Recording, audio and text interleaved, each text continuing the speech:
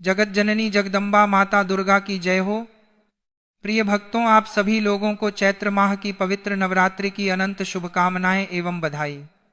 दोस्तों, आज की यह वीडियो बेहद ही महत्वपूर्ण एवं ज्ञानवर्धक होने वाली है, क्योंकि आज के इस वीडियो में हम जानेंगे कि साल 2026 में पड़ने वाली सर्व पाप नाशिनी एवं मोक्षदायिनी चैत्र नवरात्रि किस दिन से शुरू होने जा रही है, 19 मार्च या 20 मार्च।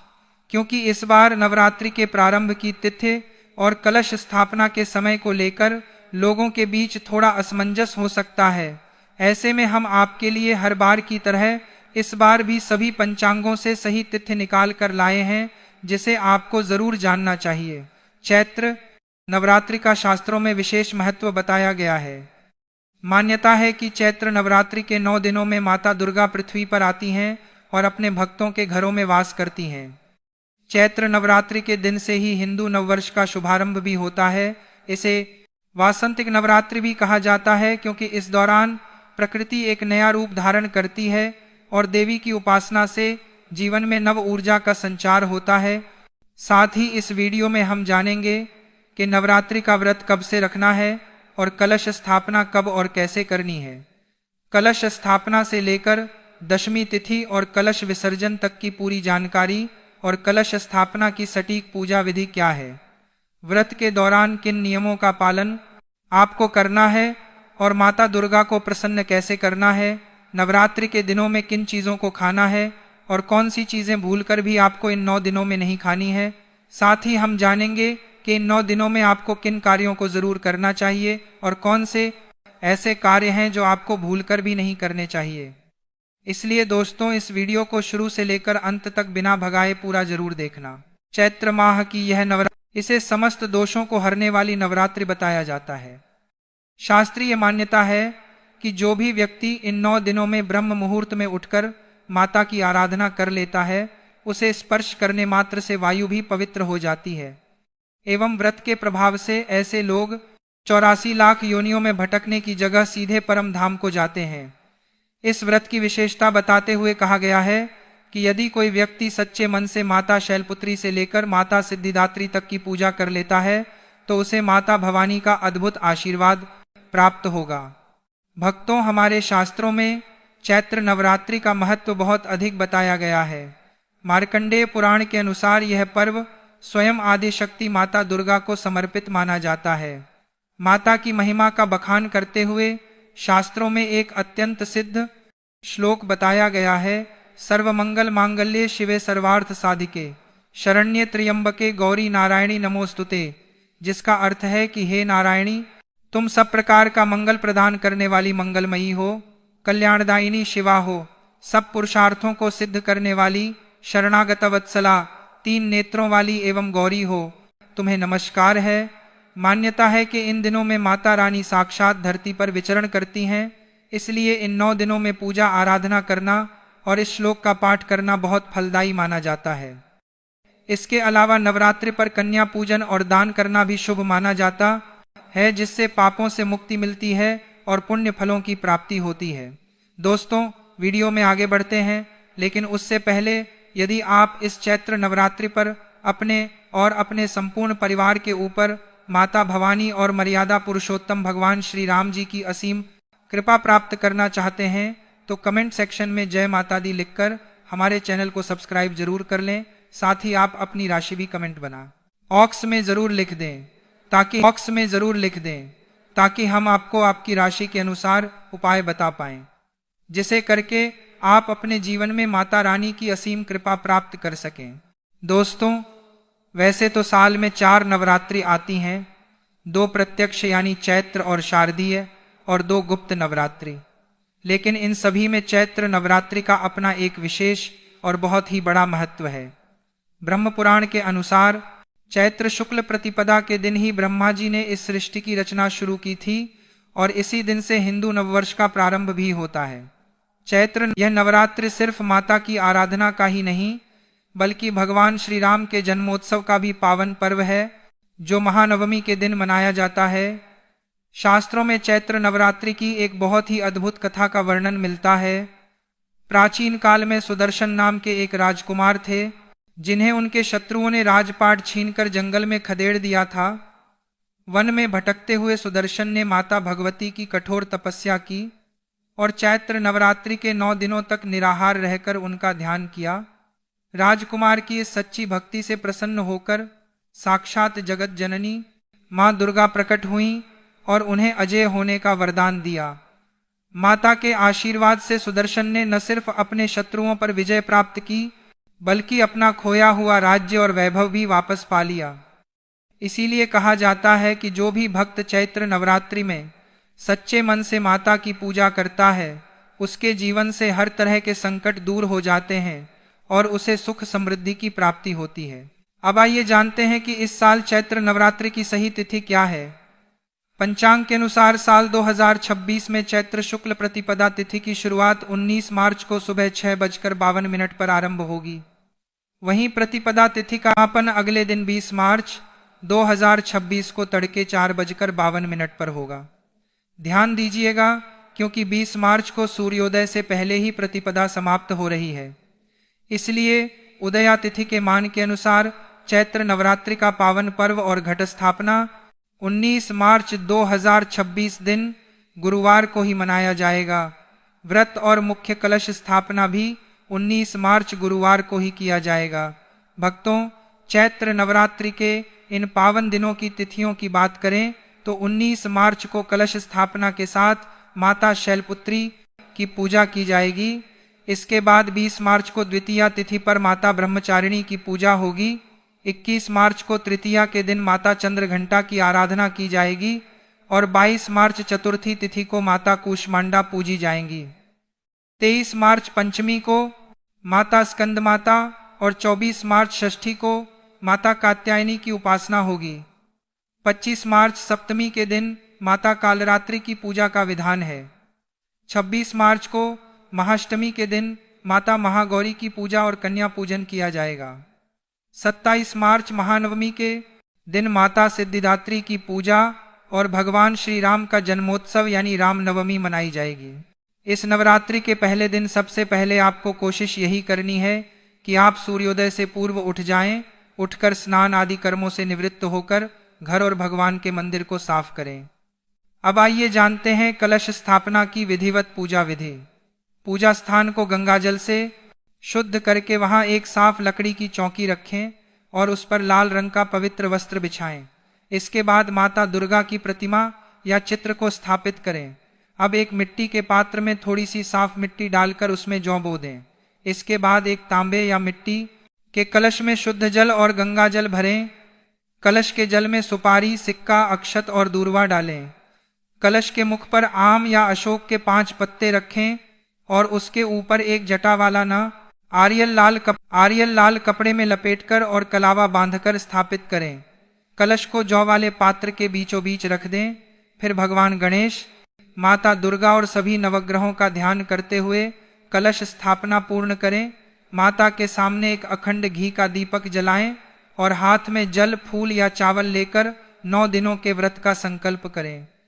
माता को लाल पुष्प, चुनरी, रोली, अक्षत और मिष्ठान का भोग अर्पित करें।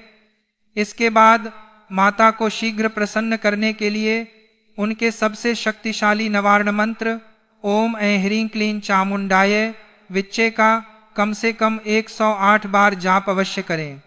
इसके बाद दुर्गा सप्तशती का पाठ करें। भक्तों, 2026 में चैत्र नवरात्रि पर यदि मुहूर्त अनुसार कार्य किए जाए तो कार्य सिद्ध होते हैं। इन 9 दिनों में घर को पूर्ण रूप से साफ रखें। झाड़ू पोछा करके घर को सुव्यवस्थित करें। जूते चप्पल को मंदिर के पास या रसोई में भूलकर भी ना रखें। यदि घर गंदा रहता है या वस्त्र बिखरे रहते हैं तो देवी का प्रवेश रुक जाता है। साफ सुथरे और सुवासित स्थानों पर ही ईश्वरीय शक्तियां वास करती हैं। इन दिनों में बुजुर्गों, कन्याओं, संतों और गौ माता की सेवा विशेष रूप से करनी चाहिए। नवरात्रि के दिनों में मन, वचन और कर्म से शुद्ध रहना अत्यावश्यक है। झूठ, धोखा, चुगली या किसी का अपमान करने से बचना चाहिए। यदि कोई भक्त केवल बाहरी पूजा कर रहा है लेकिन भीतर से छल से भरा हुआ है तो उसकी पूजा माता भवानी स्वीकार नहीं करती। इस दिन गरीबों को अन्न, वस्त्र, फल और मिष्ठान का दान करना अत्यंत शुभ होता है। भोजन के नियमों की बात करें तो नवरात्रि के दिनों में किसी भी मनुष्य को मांसाहार का सेवन भूलकर भी नहीं करना चाहिए। साथ ही साथ मदिरापान करने से भी बचना चाहिए। यदि आप व्रत करते हैं तो अच्छी बात है, पर यदि घर में कोई ऐसे सदस्य हैं जो व्रत नहीं रख सकते हैं तो उन्हें भी बैंगन की सब्जी, मसूर की दाल, मूली, प्याज, लहसुन और किसी भी प्रकार के तामसिक भोजन का सेवन नहीं करना चाहिए, क्योंकि नवरात्रि में इन सभी चीजों को खाना तमोगुण होने के कारण मांस खाने के बराबर माना गया है। इन दिनों पूर्ण सात्विक भोजन ही करें।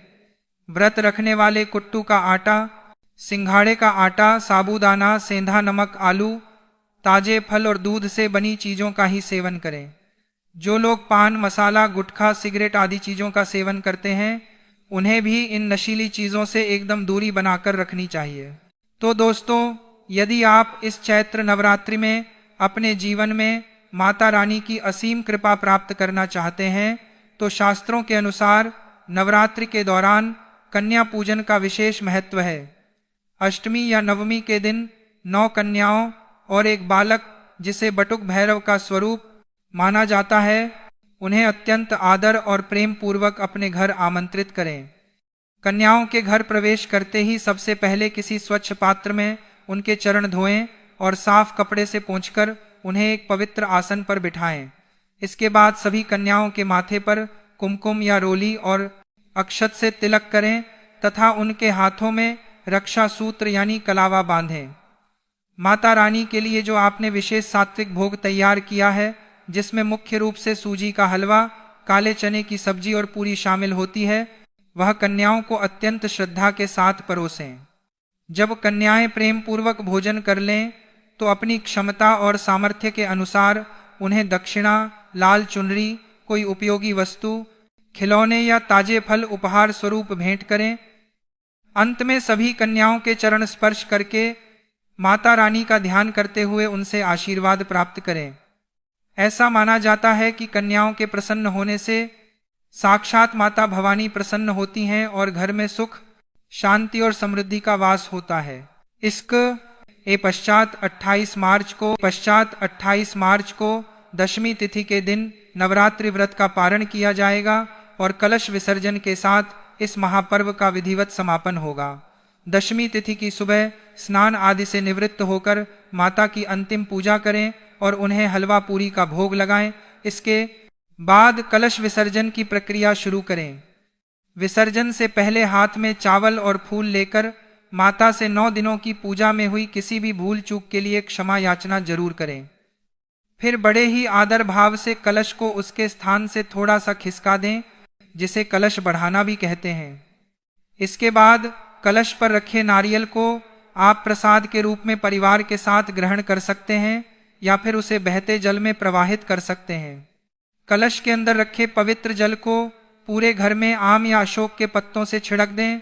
इससे घर की सारी नकारात्मक ऊर्जा दूर हो जाती है और घर में सुख शांति का वास होता है। बचे हुए जल को आप किसी पवित्र पेड़ जैसे तुलसी या पीपल की जड़ में डाल दें। जहां तक जवारे की बात है तो कुछ जवारे निकालकर माता के चरणों में अर्पित करें, कुछ अपने घर की तिजोरी में बरकत के लिए रख लें और बाकी बचे हुए जवारों को मिट्टी के पात्र सहित किसी पवित्र नदी या बहते जल में विसर्जित कर दें। इसके साथ ही नवरात्रि की शाम को माता के मंदिर में एक घी का दीपक अवश्य प्रज्वलित करना चाहिए और गौ माता को प्रतिदिन ताजी रोटी खिलानी चाहिए। ऐसा करने से आपके जीवन में चल रहे सभी प्रकार के दोषों से मुक्ति मिले। शास्त्रों और पुराणों के अनुसार नवरात्रि के दिनों में किया गया पूजन और साधना बहुत शीघ्र फल देने वाला माना गया है। इसीलिए इन दिनों में पूजा करते समय विशेष सावधानी और पवित्रता का पालन करना आवश्यक बताया गया है। यदि पूजा में लापरवाही, अशुद्धता या नियमों की अनदेखी की जाती है तो माना जाता है कि पूजा का पूर्ण फल नहीं मिलता और साधना का प्रभाव भी कम हो जाता है। इसलिए यह जानना बहुत आवश्यक होता है कि चैत्र नवरात्रि की पूजा करते समय किन किन बातों का ध्यान रखना चाहिए और कौन सी गलतियां बिल्कुल नहीं करनी चाहिए। सबसे पहले यह ध्यान रखना चाहिए कि नवरात्र के दिनों में घर और पूजा स्थान की शुद्धता अत्यंत आवश्यक होती है। शास्त्रों में कहा गया है कि जहाँ देवी की स्थापना की जाती है वह स्थान पूरी तरह साफ सुथरा और पवित्र होना चाहिए। कई बार लोग बिना अच्छी तरह सफाई किए या अव्यवस्थित स्थान पर ही कलश स्थापना कर देते हैं, जिसे उचित नहीं माना गया है। पूजा स्थान पर धूल, मिट्टी, गंदगी या अव्यवस्था नहीं होनी चाहिए, क्योंकि माना जाता है कि देवी माँ शुद्ध और सात्विक वातावरण में ही प्रसन्न होती हैं। इसीलिए नवरात्रि शुरू होने से पहले घर की अच्छी तरह सफाई कर लेनी चाहिए और जिस स्थान पर पूजा होनी है उसे विशेष रूप से पवित्र और व्यवस्थित रखना चाहिए। नवरात्रि की पूजा में एक महत्वपूर्ण नियम यह भी माना जाता है कि कलश स्थापना बहुत विधि पूर्वक और श्रद्धा से की जानी चाहिए। कई लोग जल्दी जल्दी में या बिना सही विधि जाने ही कलश स्थापित कर देते हैं, जो शास्त्रों के अनुसार उचित नहीं माना गया है। कलश स्थापना देवी के आवाहन का प्रतीक मानी जाती है, इसलिए इसे श्रद्धा और विधि के साथ करना चाहिए। कलश को कभी भी अस्थिर स्थान पर नहीं रखना चाहिए और उसे बार बार हिलाना या स्थान बदलना भी सही नहीं माना जाता। यह भी ध्यान रखना चाहिए कि कलश के ऊपर रख नारियल सही दिशा में और साफ अवस्था में हो, क्योंकि यह पूजा का महत्वपूर्ण भाग होता है। नवरात्रि के दिनों में सात्विकता का विशेष महत्व बताया गया है। इस समय मांस, मदिरा, तामसिक भोजन, लहसुन और प्याज जैसे पदार्थों का सेवन करने से बचना चाहिए। कई लोग नवरात्रि में व्रत तो रखते हैं, लेकिन भोजन की पवित्रता का ध्यान नहीं रखते, जिससे व्रत की शुद्धता प्रभावित हो सकती है। शास्त्रों में कहा गया है कि इन दिनों में केवल सात्विक और शुद्ध भोजन ही ग्रहण करना चाहिए। फल, दूध, साबूदाना, कुट्टू का आटा, सिंघाड़े का आटा और अन्य व्रत के अनुकूल भोजन ही लेना उचित माना गया है। भोजन बनाते समय भी मन में शुद्धता और श्रद्धा का भाव होना चाहिए। नवरात्रि के दौरान ब्रह्मचर्य और संयम का पालन भी बहुत महत्वपूर्ण माना गया है। इन दिनों में मन, वचन और कर्म से शुद्ध रहने का प्रयास करना चाहिए। कई लोग केवल बाहरी पूजा पाठ पर ध्यान देते हैं, लेकिन अपने व्यवहार और विचारों की शुद्धता को नजरअंदाज कर देते हैं, जबकि शास्त्रों के अनुसार देवी की कृपा पाने के लिए मन की पवित्रता भी उतनी ही आवश्यक है। झूठ बोलना, क्रोध करना, किसी का अपमान करना या किसी के प्रति बुरा विचार रखना भी इन दिनों में अनुचित माना जाता है। नवरात्रि के दिनों में पूजा करते समय दीपक और अखंड ज्योति का भी विशेष महत्व होता है। यदि घर में अखंड ज्योति जलाई जाती है तो यह ध्यान रखना चाहिए कि वह बिना कारण बुझने न पाए। कई लोग बिना उचित व्यवस्था किए ही अखंड ज्योति जला देते हैं और फिर उसकी देखभाल ठीक से नहीं कर पाते, जिससे वह बीच में बुझ जाती है। शास्त्रों में कहा गया है कि यदि अखंड ज्योति जलाई जाए तो उसकी निरंतर देखभाल करना आवश्यक होता है, इसलिए तभी जलानी चाहिए जब उसकी पूरी जिम्मेदारी निभाई जा सके। नवरात्रि के दौरान देवी के मंत्रों और पाठ का भी बहुत महत्व होता है। कई लोग सही उच्चारण या बिना ध्यान लगाए ही मंत्र पढ़ लेते हैं, जिससे पूजा का प्रभाव कम हो सकता है। इसलिए मंत्रों का उच्चारण श्रद्धा और ध्यान के साथ करना चाहिए। यदि किसी को मंत्र सही से नहीं आते तो सरल भक्ति भाव से देवी का नाम जपना भी पर्याप्त माना गया है। भक्ति में सबसे अधिक महत्व भावना का होता है। एक और महत्वपूर्ण बात यह है कि नवरात्रि के दौरान घर में कलह या नकारात्मक वातावरण नहीं होना चाहिए। कई बार लोग पूजा तो करते हैं, लेकिन घर में झगड़ा, विवाद या कटु वचन बोलते रहते हैं। शास्त्रों के अनुसार जहाँ कलह और नकारात्मकता होती है, वहाँ देवी की कृपा कम हो जाती है। इसलिए इन दिनों में घर का वातावरण शांत, सकारात्मक और प्रेमपूर्ण बनाए रखना चाहिए। नवरात्रि में कन्या पूजन का भी विशेष महत्व बताया गया है। कई लोग केवल औपचारिकता के लिए कन्या पूजन कर लेते हैं या उन्हें सम्मान नहीं देते, जबकि यह पूजा अत्यंत श्रद्धा और आदर के साथ की जानी चाहिए। कन्याओं को देवी का स्वरूप माना जाता है, इसलिए उनका सम्मान करना और उन्हें प्रेम पूर्वक भोजन कराना अत्यंत पुण्यदायी माना गया है। इसके अतिरिक्त नवरात्रि के दौरान आलस्य और लापरवाही से भी बचना चाहिए। पूजा में नियमितता बहुत महत्वपूर्ण होती है। यदि कोई व्यक्ति व्रत या पूजा शुरू करता है तो उसे पूरे नियम और श्रद्धा के साथ निभाने का प्रयास करना चाहिए। कई लोग पहले 1-2 दिन बहुत उत्साह से पूजा करते हैं, लेकिन बाद में ढील दे देते हैं, जिससे साधना की निरंतरता टूट जाती है। अंत में यह समझना आवश्यक है कि नवरात्रि केवल बाहरी पूजा पाठ का पर्व नहीं है, बल्कि यह आत्मशुद्धि और आध्यात्मिक साधना का भी समय है। इन 9 दिनों में व्यक्ति को अपने मन, विचार और व्यवहार को शुद्ध बनाने का प्रयास करना चाहिए। सच्ची श्रद्धा, भक्ति, विनम्रता और सकारात्मक भावना के साथ की गई पूजा ही देवी को प्रिय मानी जाती है। इसीलिए नवरात्रि के दिनों में सभी नियमों का पालन करते हुए पवित्रता और श्रद्धा के साथ माता दुर्गा की आराधना करनी चाहिए, ताकि उनकी कृपा से जीवन में सुख, शांति और समृद्धि प्राप्त हो सके।